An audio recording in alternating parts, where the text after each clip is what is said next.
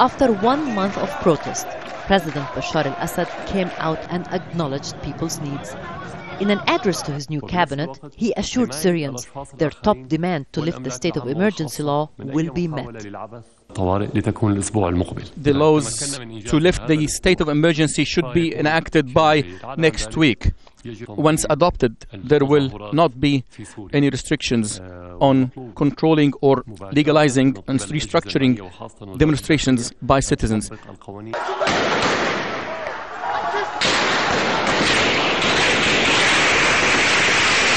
In 4 weeks of protest, more than 200 people were killed, leading human rights groups to voice harsh criticism against the government. Unlike his previous speech, the president's tone this time was more conciliatory. I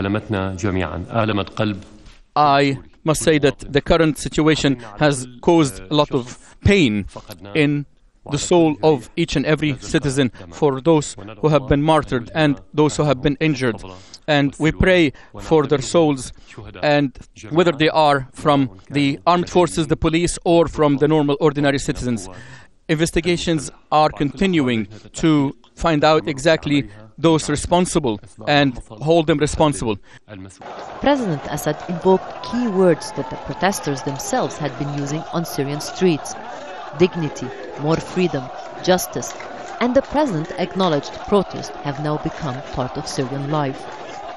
But we do not have a law regulating demonstrations, and this is a challenge to the police, because our security forces have not been trained to deal with such situations.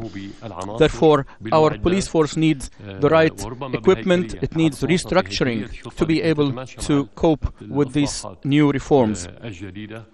On Friday, it was obvious his security forces had shifted tactics. To avoid friction with demonstrators, they used tear gas and beat the protesters instead of using live ammunition. People are hoping the tactic will turn into a policy following the speech.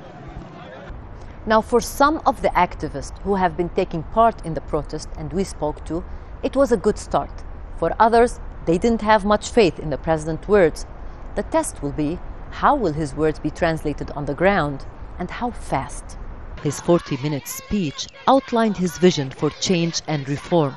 And only once did he refer to the foreign plot he had previously said was stirring trouble in Syria. He called for national dialogue, for transparency, and for people to have more say.